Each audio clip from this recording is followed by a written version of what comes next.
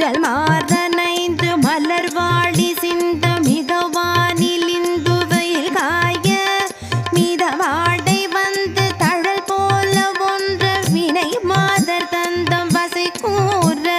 புறவாணர் குன்றில் உரை பேதை கொண்ட கொடிதான துன்பமயல் தீர